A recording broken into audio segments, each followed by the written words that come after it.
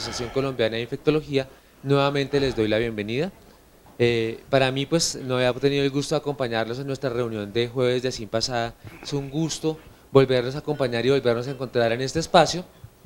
Esta noche, con el patrocinio de la Asociación Colombiana de Infectología, esta noche no nos acompaña ningún laboratorio. Este es un esfuerzo que hacemos en la asociación para poder traer este tema, y este esfuerzo lo podemos hacer gracias a que ustedes vienen, se sientan, nos escuchan, se asocian.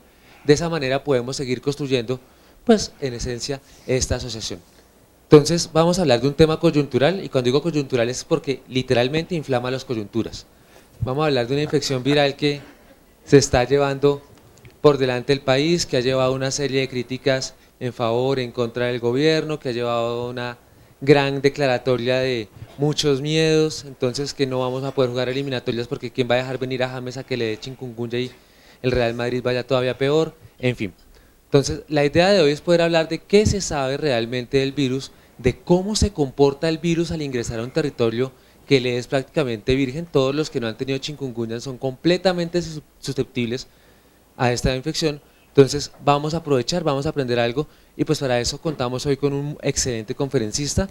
El doctor Enrique Gutiérrez es infectólogo pediátrico, es profesor emérito del Hospital Militar Central y es una persona que tiene un gusto exquisito y además heredó el gusto por la virología. Entonces tenemos esa parte interesante y sé que a todos lo van a disfrutar. Doctor Gutiérrez, pues su auditorio, y estamos gustosos por oírlo. Muchas gracias. Hombre exótico y origen africano, pasó a ser una enfermedad común que ha dejado doblados de dolor a más de 1 millón de latinoamericanos en poco más de un año. Bien, estos son algunos conceptos básicos en relación a las epidemias. Estos son fenómenos que se prestan para ser estudiados desde muchos aspectos médicos y muchas disciplinas. Son sistemas complejos y como tales deben ser estudiados por un equipo de investigadores. Este equipo trabaja en la comprensión de la dinámica de procesos epidémicos en los que entran en juego muchos factores, más de un factor. Y ustedes vieron, por ejemplo, el ejemplo del ébola, que siendo una enfermedad de los negritos africanos, por ahí en el centro de África, en el Zaire, en el río Ébola, morían unos pocos africanos, pero cuando ya tocó la costa occidental de África, y pasó a Estados Unidos, y pasó a España, ahí sí se empezaron a preocupar. Y se cometieron errores gravísimos. Los casos en Estados Unidos de un paciente, no le preguntaron de dónde venía, venía de África, Estados Unidos, enfermo, portador del virus del ébola, y son muchas cosas que pasan. En el momento duro las epidemias finalizan porque se agotan los susceptibles. Esa es la historia de todas las epidemias. Y una vez que se sufre, el paciente se inmuniza, pero no sabemos cómo se va a comportar en el futuro. Y ahora miraremos las posibles cosas. Tengo que agradecer a mucha gente que realmente me colaboró en la preparación de esta charla. El primero fue el doctor José Brea, de República Dominicana. Él fue invitado por el Ministerio de Salud de Colombia para hacer un entrenamiento al personal del Ministerio de Salud. Muy buen amigo mío. ¿Y por qué? Porque República Dominicana fue muy golpeada por esta epidemia. De los primeros países. Después hablé con la doctora Carmen de Seda, del CDC de Puerto Rico, infectóloga pediatra, y el doctor José Bernardo Valderrama, ya les mostraré algo de esto, y una poca de gente de varios países. El chikungunya era una epidemia inevitable, aunque algún senador decía que era una epidemia anunciada y que realmente el gobierno se dejó coger la fuerza y no hizo lo suficiente para tratar de impedirla. Ya miraremos. Era advertida, pero imposible de detener.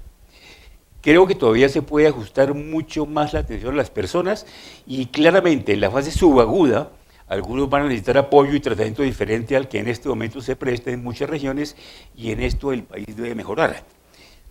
Ya veremos que uno de los problemas serios de esta enfermedad son las formas de artritis crónica. Se llama también artritis epidémica esta enfermedad. Y es curioso cómo en Barranquilla, que tiene todo para tener una gran epidemia, ya ha habido control, porque parece que el Servicio de Salud de Barranquilla manejó muy bien esto. Y esto lo dijo el doctor Fernando de la Hoz, todavía cuando estaba a cargo del Instituto Nacional de Salud, la siguiente. Y miren ustedes esta fecha. Este fue el documento de una circular externa de 2014.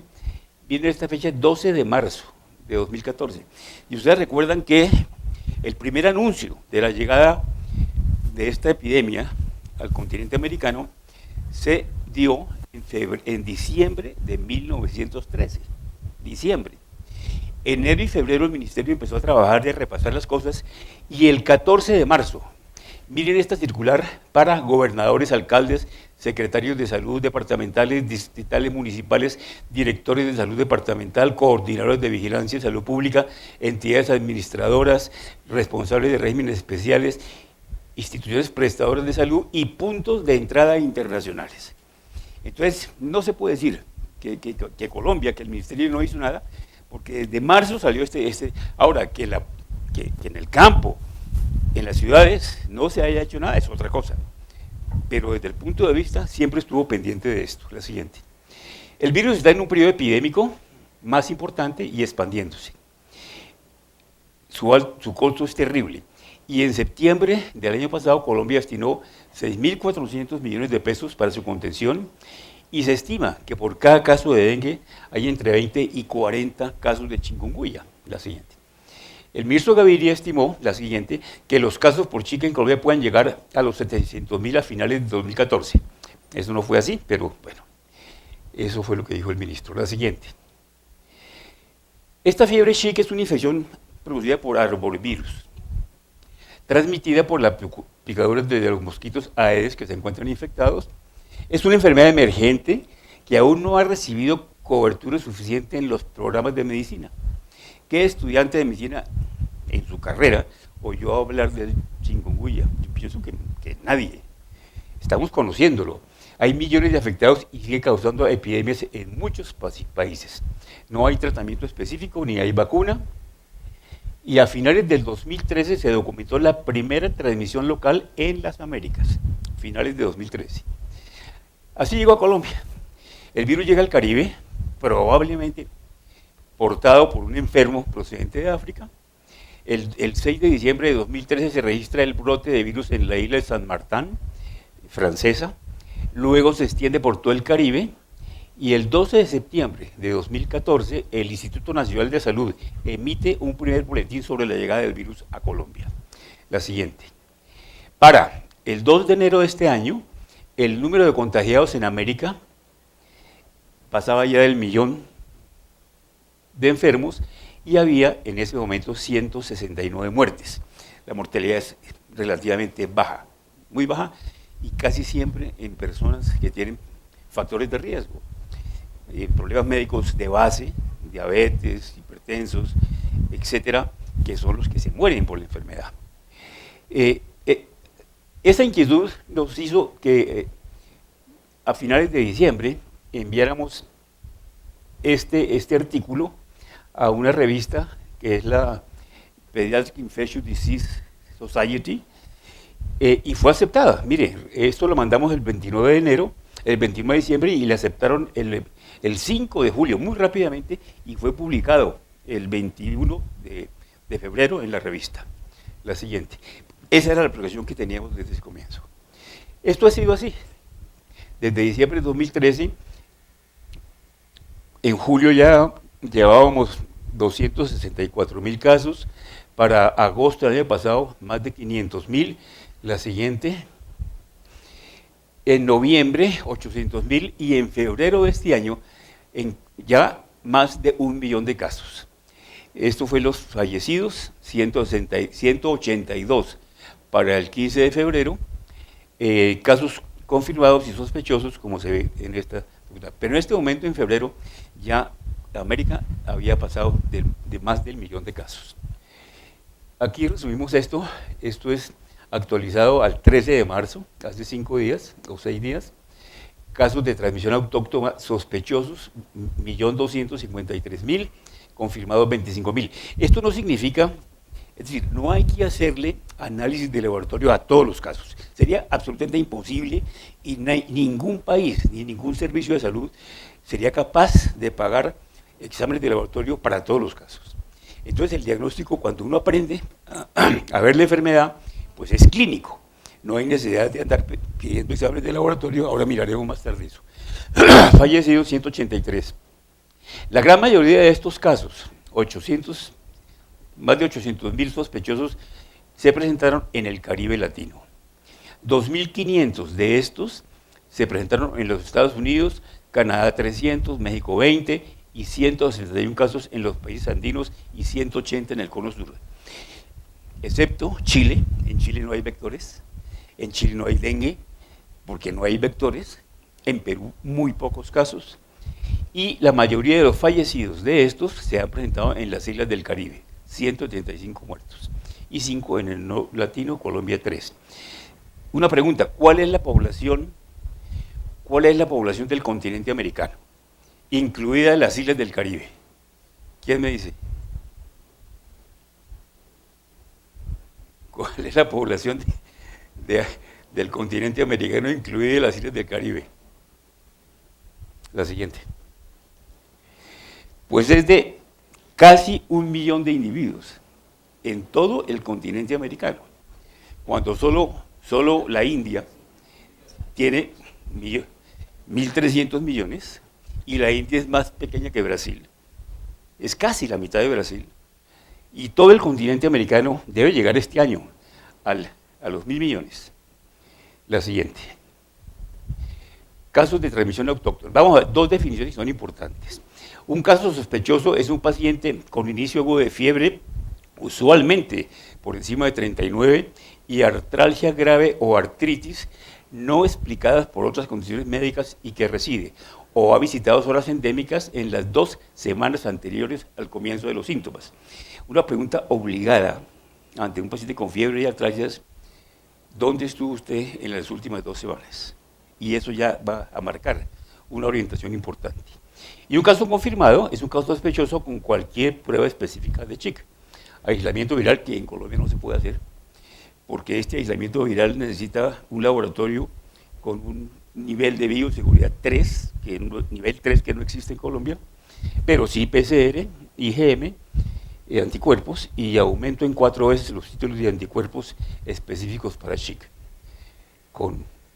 Esto fue lo que la proyección que hizo el Instituto Nacional de Salud, de acuerdo a cómo venía progresando la enfermedad. En enero analizan y hacen la proyección calculando que para julio de este año haya en Colombia 800.000 casos. Probablemente va a haber más. La siguiente. Y miren ustedes, prácticamente todos los, excepto tal vez Baupés, que no se presentaron casos, todavía no hay aquí, en Colombia, los más afectados, ustedes recuerdan, que fueron Atlántico con Cartagena, y el norte de Santander con Cúcuta, Huila, Córdoba, la siguiente, ya prácticamente está en todos los departamentos de Colombia y en todos los países para enero de este año. La siguiente. Esto es el 7 de marzo de 2015, esto es del Instituto de Virología del Instituto Nacional de Salud, donde todas estas cosas son municipios con casos confirmados de Chick, municipios con casos sospechosos, departamentos con casos sospechosos, es decir, en todo el país. Aquí hay una manchita blanca, que es Bogotá, donde no hay transmisión autóctona, así hay cerca de 200 casos importados, pero no puede haber transmisión autóctona en Bogotá, por eso está en blanco. La siguiente. El Instituto Nacional de Salud nos muestra para marzo 13 de 2015, confirmados por clínica 220.000 casos, por laboratorio 1.500, 5.000 sospechosos, para un total general de 225.000 casos para esta semana. Un caso corresponde a un paciente diagnosticado en Estados Unidos y que venía de Cartagena. La siguiente. Y esto es por ciudades para esta fecha. Estas son cifras que redondeé para hacer más fácil. Primero Cúcuta, 27.000 casos, Cartagena con más de 12.000, Sincelejo con más de 12.000, Neiva 16.000 y de ahí para abajo. A la fecha se han notificado 7 muertes procedentes de Bolívar, Sucre y norte de Santander. Pero miren lo que dijo lo siguiente. Lo que dijo el Instituto Nacional de Salud: desmiente casos de muerte por Colombia. ratifica a la ciudadanía que desde el inicio de la transmisión del virus en Colombia no se ha confirmado ningún paciente que haya fallecido por esta enfermedad. Hasta diciembre 28 del año pasado, habían notificado 7 muertes probables en el país, de los cuales 3 ya fueron descartados. Las 3 muertes enviadas para el laboratorio fueron positivas para Chic. Sin embargo, estos presentaban importantes patologías de base que fueron la causa de la muerte. Y a nivel mundial, las personas que han fallecido, todas tenían, sin excepción, factores de riesgo. Enfermedades previas, edad avanzada, enfermedades debilitantes. La siguiente. Bueno, esta charla la hicimos en el curso de Infectología Internacional, ahorita en Cali, y la llamamos un virus emergente y una enfermedad miserable. La siguiente. ¿Qué significa la fiebre chica? Esto significa en el idioma maconde, de Tanganyika, que hoy es Tanzania, aquel que se encorva. Y ustedes ven la persona encorvada con una espondilitis moderada o una espondilitis severa, la siguiente, y son como una legión de artríticos, caminan doblados, arrastran los pies y apenas pueden llevar peso en las manos. Son tantos que en algunas regiones ya hay canciones que se ríen, y eso en la costa es así. Ya hay canciones vallenatas. Esta es la persona doblada, la siguiente. La persona que se encorva, la siguiente. La siguiente. La siguiente. Un poquito de historia del chica. La primera identificación se hizo en Tanganyika, hoy Tanzania, en 1952. Amplia distribución y brotes pequeños en África y Asia en los años 60 y 70, poca actividad a mediados de los 80 hasta junio del 2004, que se presentó una epidemia en una isla frente a Kenia. Después se disemina a las islas francesas de la costa oriental de África y a otras islas del Océano Índico, causando más de 500.000 de casos. Epidemia en la India, con 1,5 millones de casos, en 17 de los 28 estados de la India, y llegó a Italia en el año 2007. La salud pública llega a reconocer el chic como un patógeno emergente mayor con tendencia a producir epidemias, y es lo que estamos mirando. Aquí están las referencias. La siguiente, en este mapa solamente quiero mostrarles. El azul son los círculos de la distribución histórica del chic, sobre todo en África, la India, Japón, etcétera, pero los rojos es cuando ha salido del continente africano y llega a Italia en septiembre de 2007. La siguiente. Estos brotes de Chick se caracterizan por una diseminación muy rápida. Las tasas de infección pueden llegar al 75%, es muy alta. Hasta el 93% de los infectados se hacen sintomáticos, pero hay un porcentaje importante que es asintomático. Fiebre muy alta y artralgias postrantes, en proporción variable poliartritis y el decaimiento pueden persistir hasta 2 años o más, y esta es la parte bien complicada de la enfermedad. Durante los brotes la cantidad de infecciones impactan los recursos de salud pública y hospitales, los agobia los servicios de urgencia. Afortunadamente la muerte es rara. En las Américas la expansión global se ha incrementado por el movimiento de personas a áreas con, primero, que tengan mosquitos que sean competentes como vectores del virus, y que exista una población humana susceptible. Ambos puntos están en el continente americano. Mosquitos y una población humana totalmente susceptible. Al inicio solo los viajeros en el hemisferio occidental, sin evidencia de transmisión local. Ocurrieron los primeros casos en octubre de 2013 en San Martín, reportados en diciembre de ese año, y de ahí por toda la región. Casos autóctonos en febrero de 2014 en Guyana Francesa, en territorio continental de Sudamérica. El virus se diseminó a otras islas y su expansión a áreas continentales del centro, sur y Norteamérica era totalmente inevitable. Totalmente inevitable. Y vean ustedes, esto es mayo de 2014. En octubre 13 en San Martín, las islas, de enero a mayo se disemina por todas las islas del Caribe. Estos son territorios donde hay transmisión autóctona de los enfermos. Aquí llega la Guyana Francesa, y en las estrellitas son países y territorios sin transmisión autóctona, pero sí con casos importados. La siguiente, mayo de 2014, vea para septiembre de 2014 cómo se ha expandido. Estos son con transmisión autóctona, la siguiente. Y el 12 de septiembre de 2014, el Instituto Nacional de Salud emite el primer boletín sobre la llegada del virus a Colombia, con 115 casos sospechosos y 15 confirmados por laboratorio. Septiembre de 2015, primer boletín, la siguiente. En enero de este año se sigue expandiendo. Todas estas estrellitas son territorios con casos, pero sin transmisión autóctona. Yo les dije que en Chile no hay, pocos en Argentina, pocos en Perú, pocos en Bolivia. La siguiente. Se piensa que el virus llegó al continente americano portado por un paciente enfermo de chikungunya. Pero hay otras teorías, entre ellas una vía entrada al Mar Caribe, y son las tormentas de arena que llegan del desierto del Sahara. La llegada a la República Dominicana de partículas de arena provenientes del desierto del Sahara incrementan los procesos gripales. Se pueden ver, este evento atmosférico aumenta los problemas respiratorios, agrava las condiciones de salud, bueno, empeorando lo del virus.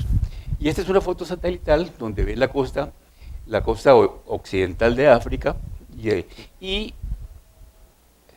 las nubes de arena que llegan. Es increíble cómo existe una conexión entre los sistemas de la Tierra. Recientemente sale en el tiempo que la exuberancia de la vegetación del Amazonas se debe a que del desierto de África llegan unas cantidades de polvo con un alto contenido de fósforo, que es lo que hace que estas plantas de la región amazónica sean tan exuberantes. Por eso un proverbio chino decía que cuando una mariposa bate las alas en México, se produce un tsunami en alguna parte del mundo. La siguiente. Esta es la clasificación del virus, es un virus ARN, ácido ribonucleico, de la familia Togaviridae, género alfavirus, que son muchos alfavirus, el del río Ross, que es un río de Australia, Sindivis, chikungunya. La siguiente. Esta es una microfotografía del virus, es un virus pequeño, la siguiente, mide 60-70 nanómetros de diámetro, la siguiente. Estudios filogenéticos apoyan la teoría de que es originado de África Central Oriental y se propagó a Asia. La secuenciación genética de la proteína de envoltura E identificó 3 linajes del virus, que están perfectamente independientes, que surgieron en forma casi simultánea. La siguiente, aquí vemos los 3 linajes, que son el linaje del este, centro y sur de África, que llegó a Francia, invadió el Congo y Tanzania, el linaje asiático, que invadió Filipinas, Indonesia y Francia, y el linaje del África Occidental, que invadió Senegal y Nigeria. Son 3 linajes que están perfectamente demostrados. Pequeñas picaduras, grandes desafíos. La siguiente. Este es el amiguito transmisor. La siguiente. Vamos a mirarlo sobre los vectores, que creo que es importante, así sea como cultura general. Los mosquitos Aedes aegypti son comunes en el hemisferio occidental. Son los mayores vectores del dengue urbano y la fiebre amarilla, presentes en áreas tropicales y subtropicales de las Américas y van a facilitar la diseminación del chique. Estos mosquitos Aedes aegypti tienen un patrón de escamas de color plateado en forma de lira en la parte dorsal del tórax, franjas blancas y negras en las patas. Esto es igual que este, pero aquí varía porque el Albopictus se llama tigre asiático, porque es un mosquito muy agresivo, y por eso le pusieron el apodo del tigre asiático. Eficiente vector del Chick y se encuentra en áreas más templadas, incluyendo el sur de Europa, sureste de los Estados Unidos, provincias del norte de Argentina. Se alimenta temprano en la mañana y finales en la tarde. Es un picador muy agresivo. Ataca a hombres, animales, todo. La siguiente. Y aquí vemos la diferencia. No hay que andar con lupa mirando a ver qué mosquito es, pero si hay una lupita, incluso se puede ver a simple vista.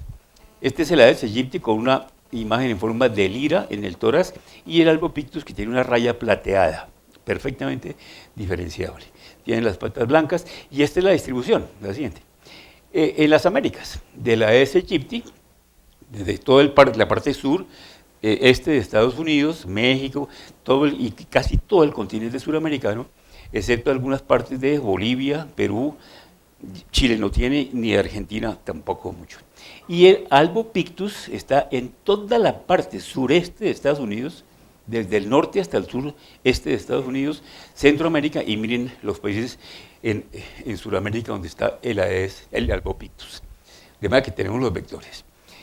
Corresponde a la misma especie de Aedes aegypti, se encuentra en los 32 departamentos de Colombia. Le cambiaron el nombre, pero hay que seguirle diciendo Aedes albopictus.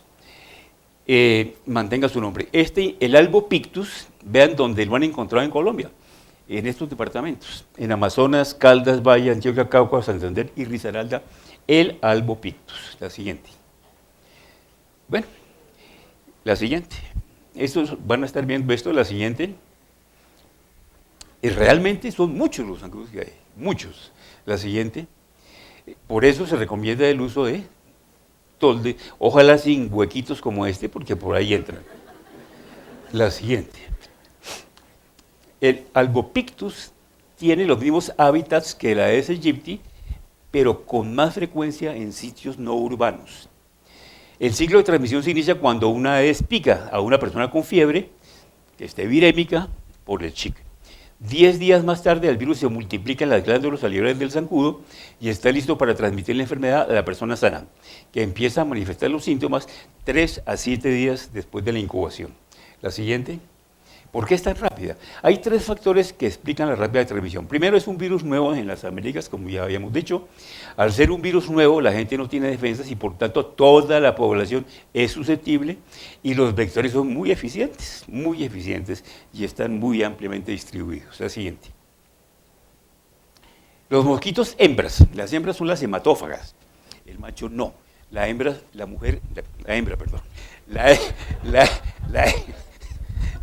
del mosquito se alimenta de sangre, porque necesita sangre para obtener proteínas para producir huevos fértiles.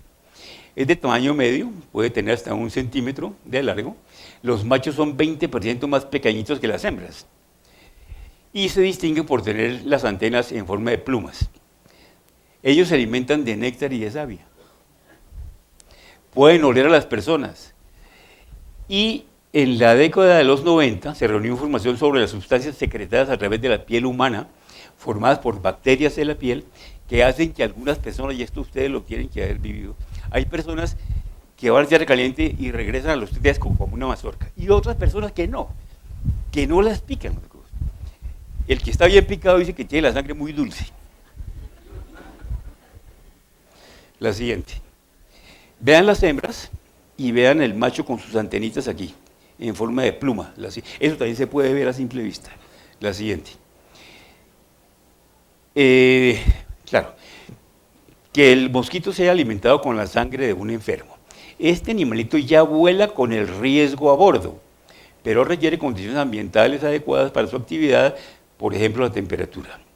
Además, necesita sobrevivir entre 5 y 20 días para que el virus se establezca en las glándulas salivares. Él hace un ciclo dentro del mosquito, hembra, para que quede en las glándulas salivares. Es parecido a lo que pasa con la malaria.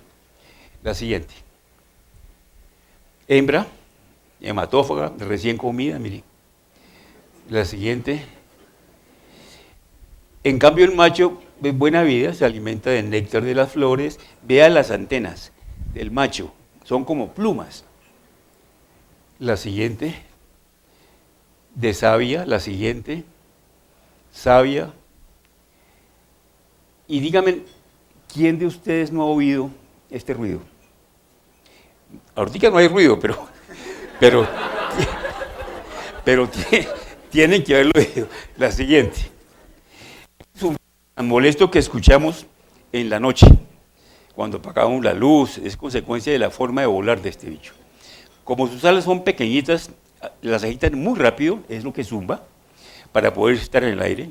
Son atraídos por el dióxido de carbono que nosotros respiramos, exhalamos de noche, y gradientes de la concentración de este compuesto en el aire sirve de guía para que algunas especies de mosquitos puedan detectarnos en la oscuridad.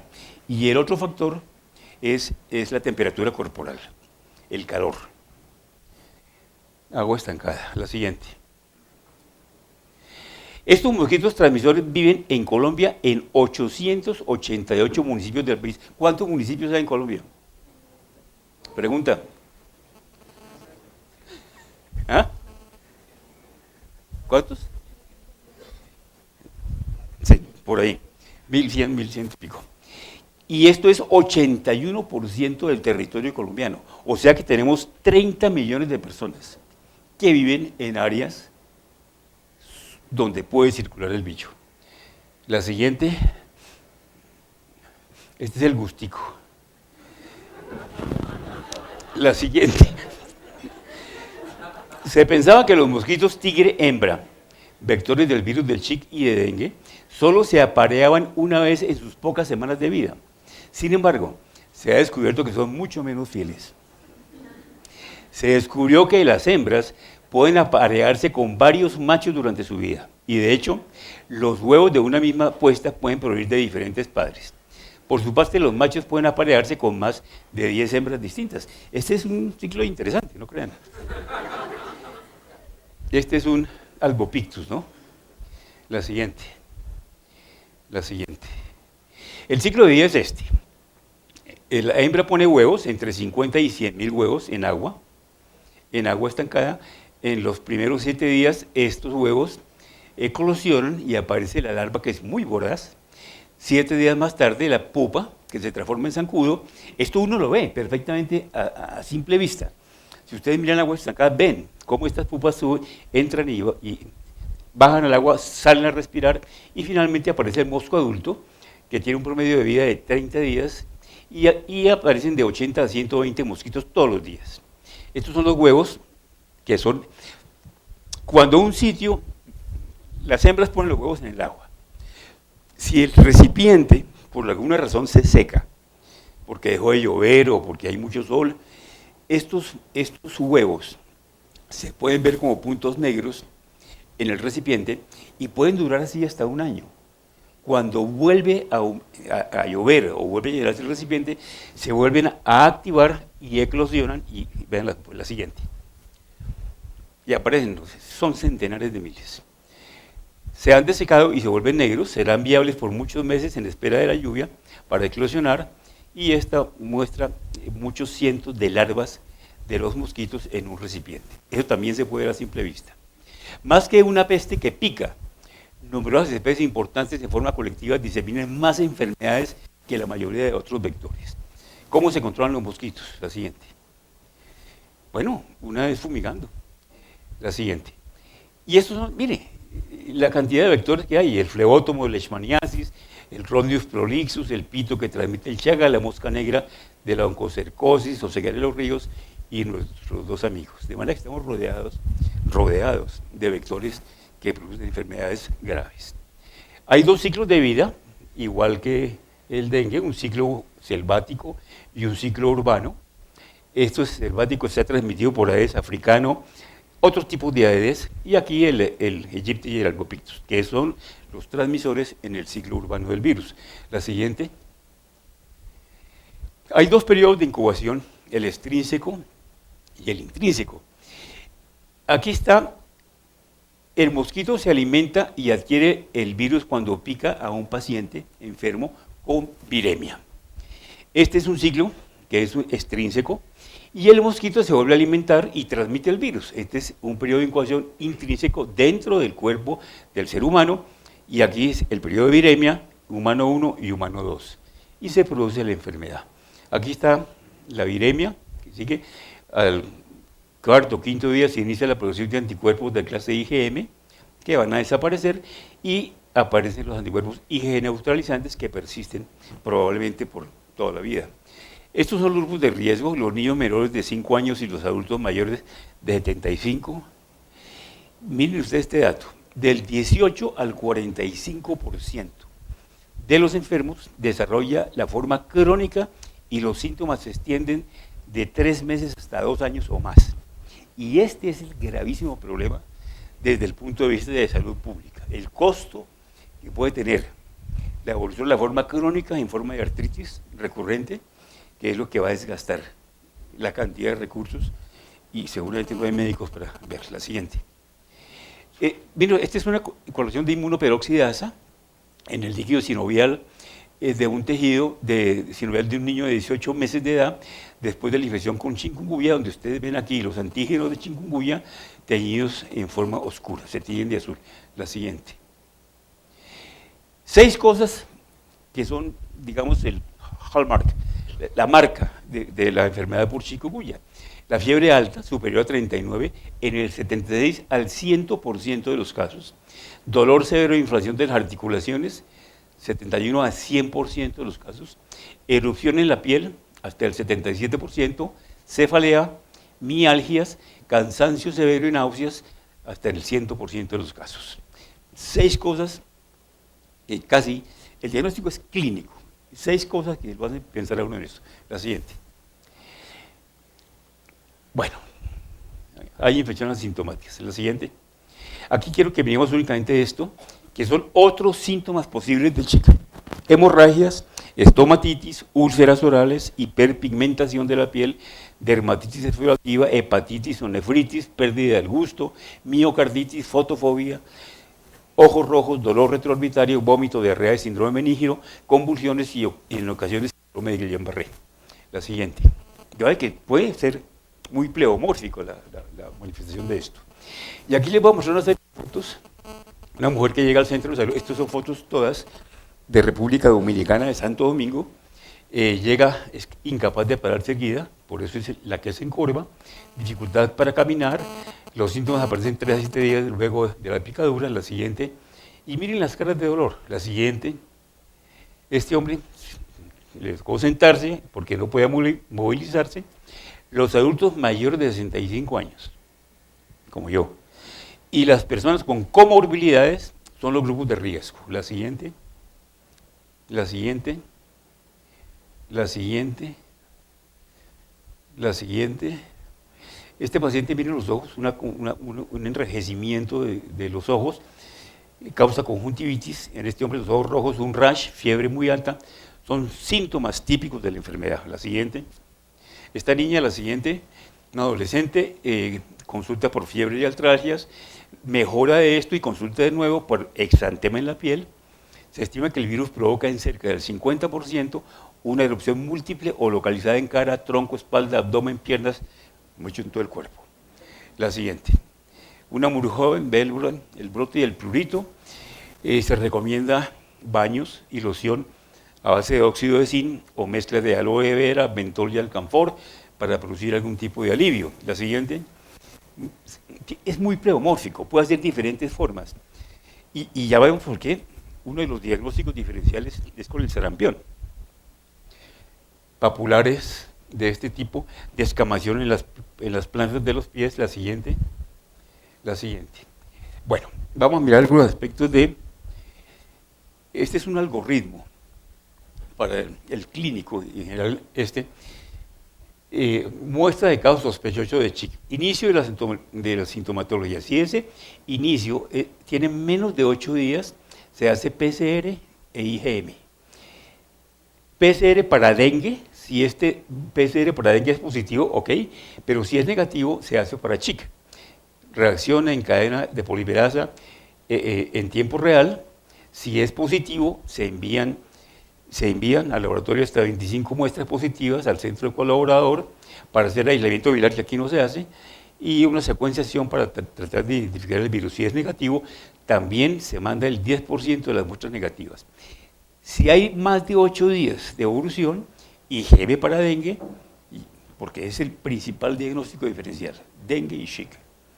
Para dengue, si es positivo, ok, si es negativo, IgM para Zika B, si es positivo, lo mismo. Si es negativo, la segunda muestra se toma 10 a 14 días después de la primera muestra aguda. Si es negativo, termina. Si es positivo, pues volvemos a lo mismo. Este algoritmo debe ser aplicado en el 100% de las muestras que se ajusten estrictamente a la definición de caso. Pero yo les decía que no es necesario en todos los casos hacer laboratorio. El costo es altísimo, pero una vez que empiezan a diagnosticarse y una vez que el médico aprende a ver la enfermedad, porque tiene que haber hecho un aprendizaje. Si a mí por primera vez me llega un paciente Yo no tengo ni idea, que se lo mando al reumatólogo o le pido proteína C reactiva y le pido algo para fiebre reumática, en fin. Pero en la medida que el médico va aprendiendo, porque ha visto gente, la cosa se va a simplificar. Estos son criterios diagnósticos para la fiebre. Usualmente hay leucopenia con linfopenia. La trombocitopenia es rara, a diferencia del dengue. Aumento en la velocidad de sedimentación y en la proteína C reactiva en fase aguda y por varias semanas. Hay tres criterios, uno clínico, uno epidemiológico y laboratorio. El clínico es el que les he dicho, fiebre alta, artritis, etc. Epidemiológico, residir o visitar zonas epidémicas 15 días antes del inicio de los síntomas y los criterios de laboratorio. Esto es un caso posible cuando no se explica esta sintomatología por otras condiciones médicas, dengue o infecciones alfavirales, enfermedad artrítica, malaria endémica, reside o ha visitado área endémica en las 2 semanas anteriores, un caso probable si los criterios clínicos y epidemiológicos se cumplen, y el caso confirmado cuando son positivas las pruebas de laboratorio. El diagnóstico diferencial de la fiebre chica. Esta fiebre puede no tener las manifestaciones características y puede o no coexistir con otras enfermedades infecciosas. El diagnóstico diferencial debe tener en cuenta las características epidemiológicas. Esto es fundamental: lugar de residencia, viajes, fechas y exposición. Y durante una epidemia no es necesario que se realicen pruebas serológicas o virológicas a todos los casos. Y algunas enfermedades las cuales hay que hacer diagnóstico diferencial son primero que todo el dengue. Puede haber coinfección, dengue chica, leptospirosis, malaria, meningitis, meningoencefalitis, artritis posinfecciosa y otros virus como rubeola, sarampión, parvovirus, adenovirus, enterovirus y otros alfavirus, Mayaro, el Ross River de Australia y otros nombres que son impronunciables. La siguiente. Es importante, es importante para recordarlo, sobre todo estudiantes, la comparación entre el Chik y el dengue, que es el principal diagnóstico diferencial. Estas son las frecuencias. Características clínicas. 3 cruces es 70 a 100% de los pacientes.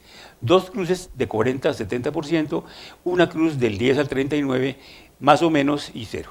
Entonces, fiebre, hasta el 100%, menos en dengue. Mialgias, poco en Chik y notoria en dengue. Artralgias, 3 cruces para Chik. Erupciones cutáneas, 2 cruces para Chik. Discrasias hemorrágicas, importantes en dengue, menos en Chik. Choque, dengue.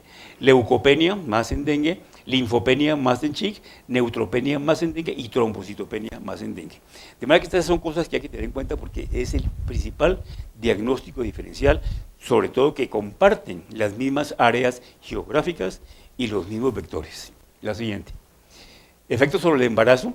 Parece tener repercusión directa en el embarazo. Las madres que tienen Chik durante el embarazo no transmiten el virus a sus bebés, pero se han notificado abortos espontáneos y transmisión materno-fetal en el periodo perinatal. No se transmite por leche materna. Las madres con Chik en el periodo 4 días antes del parto y un día después del parto pueden transmitir el Chik por transmisión vertical. La cesárea no previene esa transmisión. Está asociada la fiebre con la Chik neonatal con fiebre, inapetencia, dolor, edema distal, manifestaciones de piel, crisis convulsivas, meningoencefalitis, anomalías electrocardiográficas en el recién nacido. La siguiente.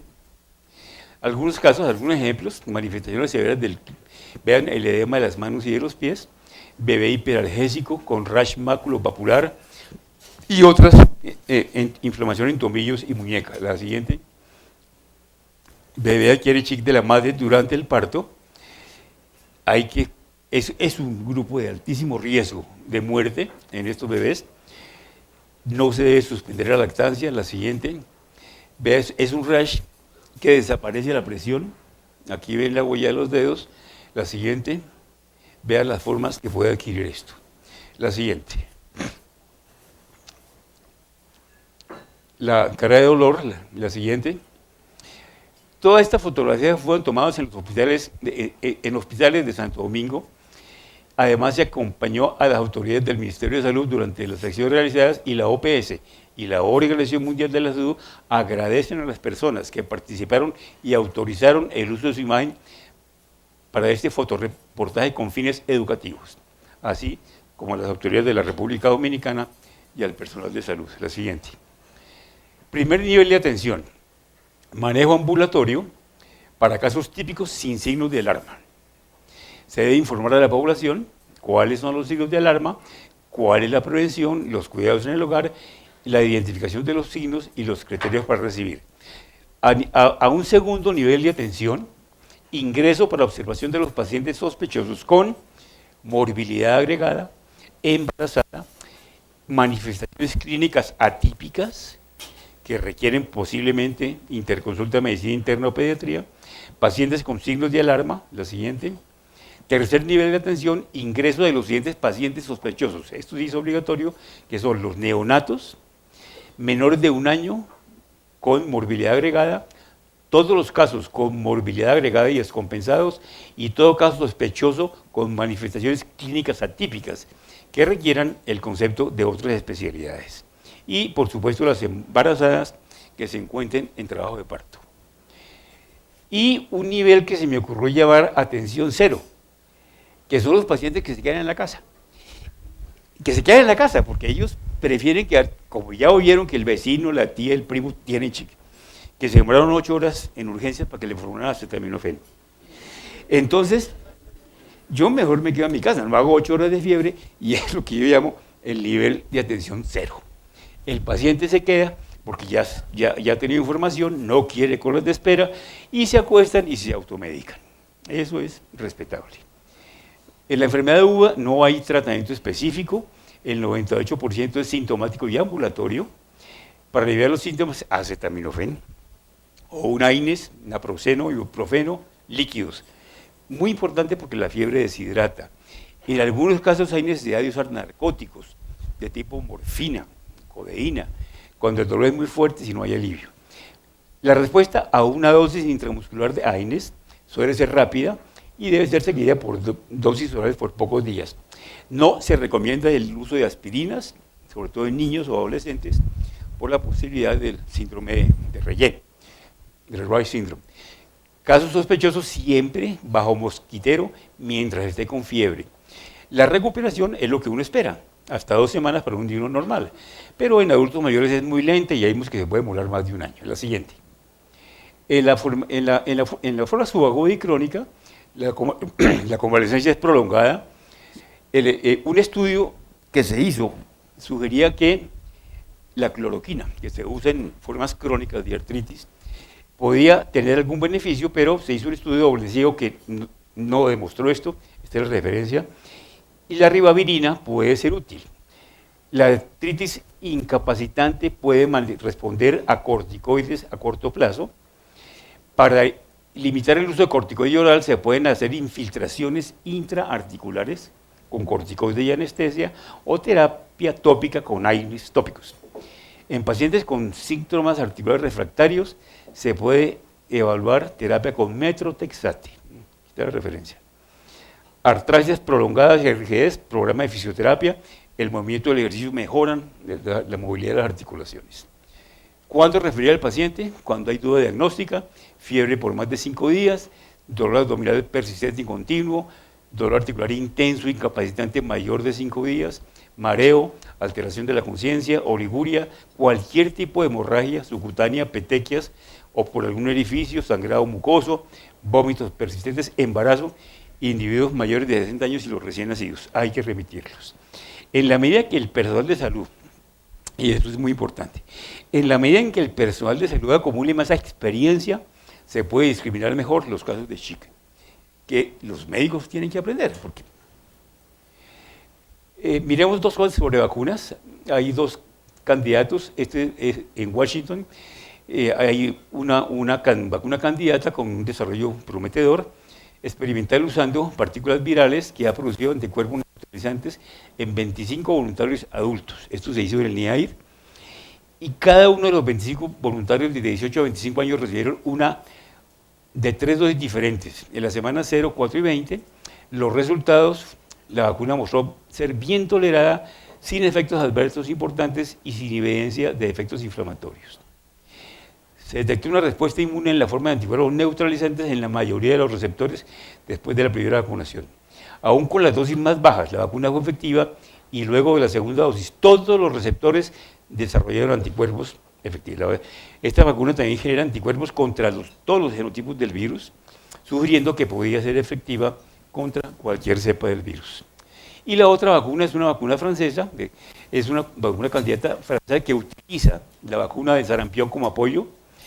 2013, primer ensayo clínico en humanos, demostró seguridad, su capacidad de inducir inmunidad a largo plazo parece ser, y esta vacuna candidata tiene que ser probada en áreas endémicas. Y se está trabajando en una vacuna pediátrica que podría ser utilizada a partir de los 9 meses de edad. La siguiente. Las medidas de salud pública, pues bueno, no hay que hacer mucho énfasis en esto, o hay que hacerlo, pero importante educar para reducir al mínimo la población de vectores, reducir al mínimo el contacto vector-paciente, uso mosquitero, ojalá con permetrina, angeos, repelentes, mangas.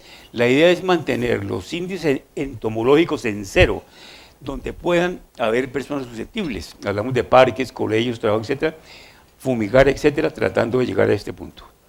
Una vez que la persona ha sido infectada, es muy probable que esté protegida contra futuras infecciones. Eliminar los criaderos, lavar cada 8 días los tanques, aplicar cloro, mantenerlos, todo lo que pueda almacenar agua fuera, jornadas comunitarias. La siguiente. La siguiente.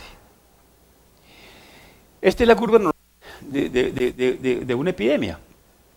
Se inicia, casos diarios van aumentando, llegan a un punto, esto es cuando no hay intervenciones, llegan a un punto y empiezan a disminuir. Días desde el primer caso. La siguiente. Cuando uno interviene de alguna manera, ¿qué pasa? Que esta curva se aplana, y esta curva se aplana, disminuye el número de casos diarios. La siguiente. Entonces hay demora para aplanar el pico epidémico. La siguiente.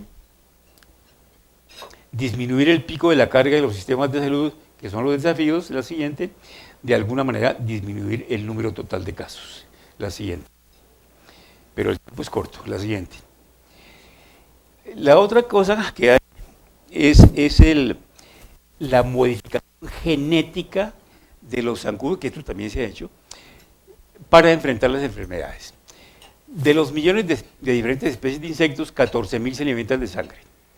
Ciertos mosquitos están infectados con organismos patógenos que pueden ser letales para los humanos.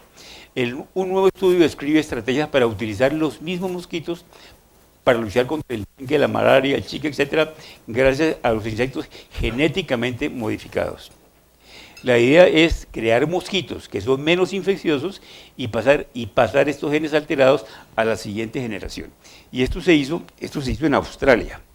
Se hizo en Australia y sabemos, bueno, los investigadores descubrieron que al introducir una cepa que se llama Wolbachia en los insectos, los virus viven menos tiempo.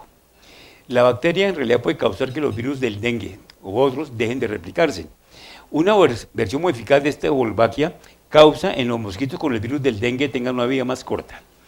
El tigre asiático, portador del dengue y el chikungunya, también es susceptible a la Wolbachia.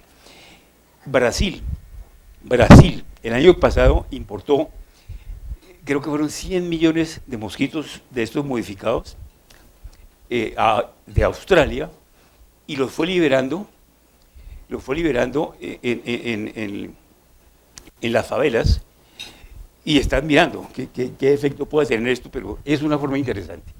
Y también, ahora usted con su celular puede hacer una aplicación que promete ahuyentar a los mosquitos en el 100% de los casos. Activa la aplicación antimosquito, cuanto más baja es la frecuencia, mayor es la actividad de esta aplicación. Y la otra es el mosquito stop, que usted puede jugar mientras el aparato elimina el dengue. Y la única tarea más difícil que planificar para una emergencia es tener que explicar por qué no se hizo. Si la persona que amas tiembla cuando la besas, si siente sus labios ardientes como brasas, si su respiración se agita, Y si en sus ojos hay un brillo febril, mándele al médico, porque tiene chikungunya. La siguiente. Y este es un recordatorio del Congreso de este año, de la CIN, del 12 al 15 de agosto, aquí en Bogotá. Muchas gracias. Sí,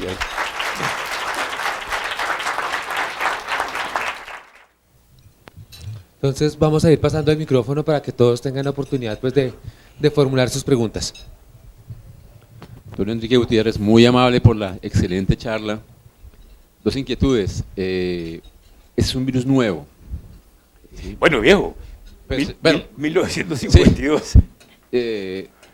¿Cuál se considera que fue la fuente de ese virus? No. ¿Se fue una mutación de un Eso virus sí, animal? no tengo información. Igual que con el ébola, que hasta mucho tiempo después nadie sabía cuál era el reservorio del ébola. Se pensaba que los murciélagos son reservorios de chica. Primates no humanos son reservorios de chic en África también. Ahí debe estar el origen en alguna de esas cosas. Y la infección en humanos cuando el ciclo selvático se convierte en ciclo urbano y empieza a infectar seres humanos. Es lo que yo entiendo. Profe, y lo otro, los pacientes que han fallecido, uno, ¿hay niños? Y Sí. dos, ¿cuáles son los problemas que esos bebés han presentado? Yo trabajo en un cuidado intensivo y la idea es que hemos visto algunos cuadros que como que dejan a uno ahí dudoso de que pueden ser. ¿En dónde? ¿Aquí en Bogotá? Dos, eso. Y tres, doctor, aquí en Bogotá yo hice unos virus que me parecen muy parecidos a lo que su merced presentó, ¿sí? Entonces yo quería decir si esos virus son de la familia, esos mosquitos son de la familia del Aedes, pues es lo que yo he visto, son muy parecidos. Y la idea que estamos en época de lluvias, y pues ya los reservorios pues son, hay por mayo que pasa en Bogotá. Son dos inquietudes que tengo respecto. Uno, los niños por qué se han complicado, por qué han fallecido, y dos, si los mosquitos que hay aquí en Bogotá, en un momento dado podrían llevar la enfermedad. Pues los mosquitos que hay en Bogotá son culex, básicamente. No Aedes, son culex y también hay hembras hematófagas en Bogotá. Pero hasta este momento no se ha demostrado, yo no conozco que se haya podido demostrar que estos zancudos bogotanos, culex pipiens, usualmente, transmitan estas enfermedades. Hay cules en Bogotá y son muy parecidos, muy parecidos. Doctor Gutiérrez, muchas gracias por la presentación. Hola, doctora. Quería contarle, como en Cúcuta, eso ha sido terrible, y bueno, en muchas otras ciudades, tuve una llamada de un oncohematólogo de Cúcuta, pediatra, que fue el infantil, Esteban Hernández, comentándome de varios casos, como un clúster de casos de niños lactantes menores de 6 meses, que aparecieron en Cúcuta con unas manifestaciones como de ectima gangrenoso. Pues obviamente consultaron al oncohematólogo porque pues cuando uno ve un ectima gangrenoso piensa enseguida en que puede haber una enfermedad oncohematológica o hay una neutropenia muy severa y lo va relacionando. Pero próximamente va a salir una información sobre casos en esos niños en Cúcuta con unas manifestaciones cutáneas muy severas, con necrosis. Algunos de ellos fallecieron y el doctor Orlando Castillo han estado investigando y sí hay algunos de esos casos que han sido con chikungunya y no fueron tan recién nacidos, sino un poquito más allá de los 2-3 meses, entiendo que 2 y 6 meses. Yo me puse a buscar porque pues yo no sé nada de eso, la verdad aquí pues lo que llegue para Bogotá de esos casos pues uno empezará a buscarlos y hemos visto digamos a una de las fellows que tiene chikungunya en este momento. Pero en Cúcuta, que tienen tantos, y en las otras ciudades, pues pueden ver con tanta gente manifestaciones no típicas. Claro que no estén descritas. Entonces, buscando en la literatura sobre esos en el Asia, en un brote que hace unos años hubo muy grande, sí describen las manifestaciones cutáneas severas en lactantes menores, que pueden ir hasta de púrpura. Entonces digamos que es un espectro diferente, pero pueden entre tantos pacientes existir los casos que se les salen a uno de las manos y que uno va a pensar en otras cosas. Entonces, pues digamos para las personas que viven en esas áreas y para los médicos que viven allá, van a ver otras cosas. Entonces, pues les llamo la atención de esto, pues, porque nosotros no estamos familiarizados, pero la gente que está allá tiene que ver meningitis, aséptica, de pronto se describen los lactantes menores crisis convulsivas frecuentes. Sí. Entonces, pues, como para mencionar, porque yo no tenía ni idea. Pues fíjate que yo hablé con el doctor Villamizar en Cúcuta, porque quería saber, Hernando Villamizar, hablé con él telefónicamente porque me interesaba conocer su opinión al respecto, sabiendo que Cúcuta era la ciudad más afectada en casos. Entonces, lo que usted dice, seguramente no hemos visto ni conocemos y vamos a ser testigos de formas que no están descritas regularmente y si el doctor del Instituto Nacional de Salud, ¿cómo se llama? Orlando, se está interesado en eso, va a ser muy interesante conocer esos resultados. Sí. Doctor Gutiérrez, primero que todo, felicitaciones. Acá, Margaret. No veo quién habla. Acá. ¿Cómo está, doctor? ¿Qué más? Una preguntita. En este momento, ¿cuánto está costando la técnica del PCR y quién lo está haciendo acá en Bogotá? En el instituto. ¿Ah, sí? En el Instituto ¿Y Nacional de reciben Salud. las El muestras? costo no lo conozco, pero sabemos que es una prueba costosa. Y por esa razón es que no hay necesidad de hacérselo a todo el mundo. Es imposible. Es imposible. Es imposible. Entonces, la otra opción más barata, pues es la serología. ELISA. ¿Y esa da- ELISA para detectar anticuerpos. Es mucho más barata. ¿Y la están haciendo también en el instituto. ¿En el instituto? Sí, Ah, bueno. Gracias. Doctor, buenas noches. buenas. Yo soy médico de la Escuela Militar de Cadetes. Cada que los cadetes tienen permiso de vacaciones, viajan a sus casas y llegan varios casos de chikungunya, al menos cada 2 meses. La pregunta con ellos es que ellos son una población muy activa que tienen que estarse ejercitando todos los días, por lo menos para cumplir con sus requerimientos de su formación. La pregunta, doctor, es en el caso en que tienen las artralgias agudas, ¿qué tan recomendable es el ejercicio en ellos, el ejercicio de alto rendimiento? No pueden ni levantarse de la cama, no pueden destapar una botella, menos van a poder hacer algún tipo de ejercicio. Es imposible.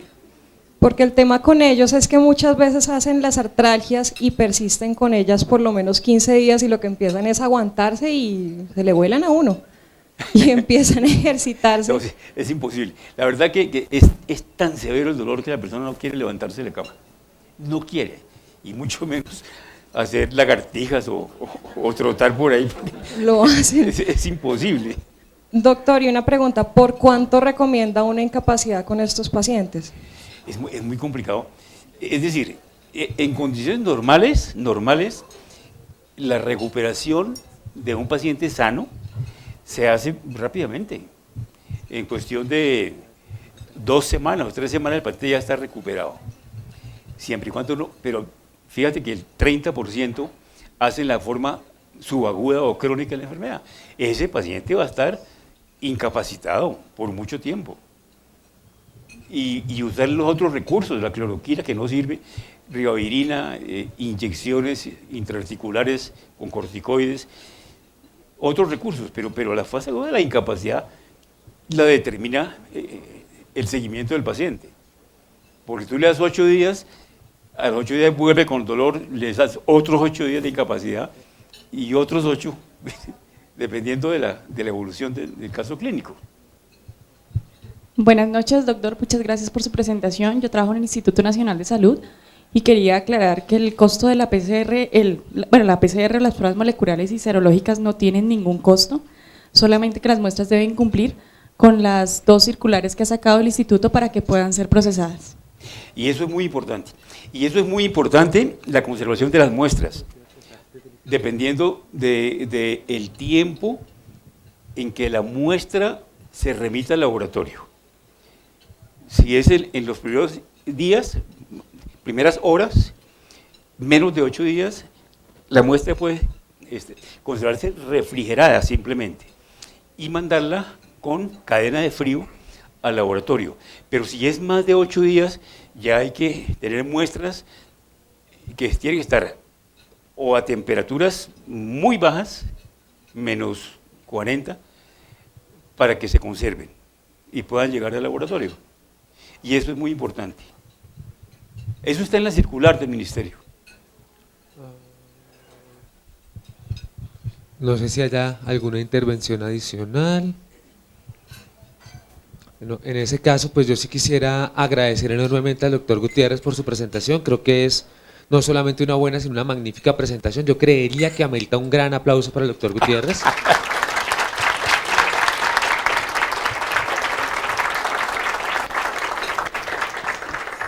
Muchísimas gracias. ¿Aquí hay una intervención? Gracias, doctor Gutiérrez. Magnífica su intervención. Entonces la pregunta sería, ¿a quién sí se le debe realizar la prueba de PCR? ¿Cuál es el paciente que llenaría ese perfil para decir, ese sí lo mando, porque la mayoría no hay que hacerla? Yo no creo que haya un grupo especial de pacientes a los cuales sea obligatorio hacerles la PCR. El primer caso que tengamos Claro, en Baupés, que es el departamento que falta. al comienzo de la epidemia, al comienzo de los casos, cuando el médico no tiene experiencia en conocer la enfermedad, como es el comienzo de una epidemia, sobre todo por un virus que uno no conoce, es muy complicado. Entonces, al comienzo sí, pero en la medida que ya llegó el otro caso, por lo mismo, fiebre, ya no hay necesidad, el diagnóstico es clínico, De manera que al comienzo es posible, pero el costo por los servicios de salud es gigantesco. Sino cuando se presentan casos sospechosos en un municipio nuevo que no tiene ni un solo caso confirmado, Claro. ahí sí tiene indicación de hacer una prueba de confirmación, Claro. sea RT-PCR o sea prueba serológica, que es lo que está indicado por el Ministerio para hablar de cuándo es un confirmado por clínica y cuándo es un confirmado por técnica viral. Entonces, eso es como lo importante. ¿Qué agregaría yo desde mi punto de vista? Cuando uno tiene una altísima sospecha diagnóstica de chikungunya, la primera pregunta que uno se hace es, ¿este paciente no tiene criterios de dengue grave? ¿Por qué? Porque el chikungunya, ya vimos, la tasa de letalidad es mucho más baja, pero puede coexistir con dengue o puede confundirse con dengue. Por lo tanto, ante todo caso sospechoso de chikungunya, yo debo tener en la mente que no se me debe escapar ningún paciente sospechoso de dengue grave. Eso es vital, porque si no, ese sí se me va a complicar, ese sí va a ser grave, y cuando llegue la RT-PCR para el informe de necropsia diciéndome que no tenía chikungunya, entonces vamos a pasar, ¿y qué pasó ahí? Entonces, son como los elementos importantes. Ya aprendimos una muy buena cantidad de datos. El enfoque de una enfermedad nueva siempre va a llevar temores, siempre el miedo puede apoderarse de nosotros y llegar a tomar decisiones que no son las adecuadas, o en la medida en que vamos conociéndolo, también el exceso de confianza pues puede perjudicarnos. Entonces, estar atentos.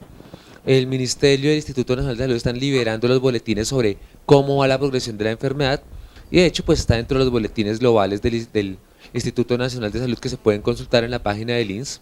Precisamente, una intervención aquí de parte del INS adicional. En cuanto a las poblaciones de riesgo, sí existen 3 grupos a los cuales es por el momento obligatoria la toma de muestra y la confirmación por laboratorio, que son los menores de 5 años, las mujeres que están en estado de gestación y los mayores de 60 años, y pacientes que tengan comorbilidades. Y también es muy importante recalcar que el examen de laboratorio también puede realizarse en pacientes con fuerte sospecha clínica, así no estén dentro de estos grupos de riesgo, para poder confirmar el caso y poder distinguirlo de otras enfermedades. Nosotros estamos recibiendo las muestras y procesando todas las muestras de esas poblaciones de riesgo. Otro aplauso para el doctor Gutiérrez, no nos sobra.